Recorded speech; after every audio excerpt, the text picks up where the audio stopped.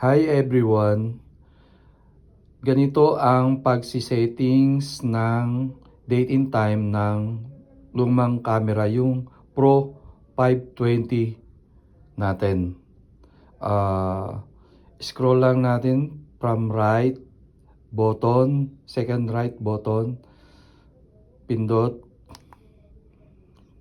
Ayan. Tapos scroll lang natin siya pababa from second to the right button pa rin siya. Hanapin natin yung date and time. Yan. Sensor. Ayun. Yung date and time. Tapos right button. Yung pinaka right button yung pipindutin natin. Okay. Yan. After that. So 2015 yung nakalagay dito. I-settings lang natin siya sa 2026. So ito pa rin siya. Second to the right button pa rin yung pipindutin natin para mag 2026. 1, ayan. 21, 22, 23, 24, 25, 26. Ayun. After that, punta tayo dito sa outer button ulit, right outer button ulit para pumunta sa month. Ayan. Tapos pipindutin lang natin yung month kung pataas or pababa. So, kung pababa, pupunta tayo dito sa left, second to the left button. Ito yung arrow pa nakataas. Ito, to. So, yan. Gagawin natin siyang January. So, 1. Ayan siya. Tapos, pag ililipat natin sa date, pupunta ulit tayo sa right outer button. Ito, to. So, pindutin natin ulit yan. Paglipat natin, gagawin natin yung date sa second to the right button ulit. Pipindutin natin ito sa pangalawa sa right button. Yan. Anong date ngayon? So, 10, 11, 20, gawin natin 20, 28.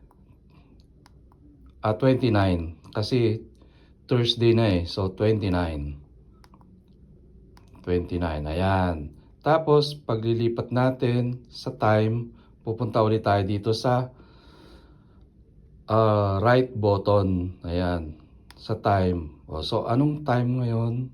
So halimbawa alas 12 AM. So okay na siya, no? So 12 PM di na natin siya gagalawin. So ilipat natin sa minute. So pupunta tayo sa minute. Halimbawa, dito sa minute, gagawin natin 12:15 yung takbo natin. So kung anong oras yung takbo natin, halimbawa 20:20 ay 12:20, gagawin lang natin 20. Ayan. Tapos ilipat natin yung seconds, hindi na natin gagalawin yung seconds. So dito pa rin paglipat natin para i-restore natin. Ayan, dito hindi na natin siya gagalawin. Yan, pindutin mo lang yung outer hanggang makalipat siya sa, pumunta uli siya sa date and time. Pagdating ng date and time, dito sa left outer ang pipindutin natin. Left outer. Ito to para bumalik sa recording. Ito 1, 2. Ayan. So nakita na natin yung settings niya. 2026 1, tapos yung date 29, tapos yung time natin ngayon habang tumatakbo tayo 00:20. Ayan na siya, nagpa-function na siya. Tama na yung oras natin.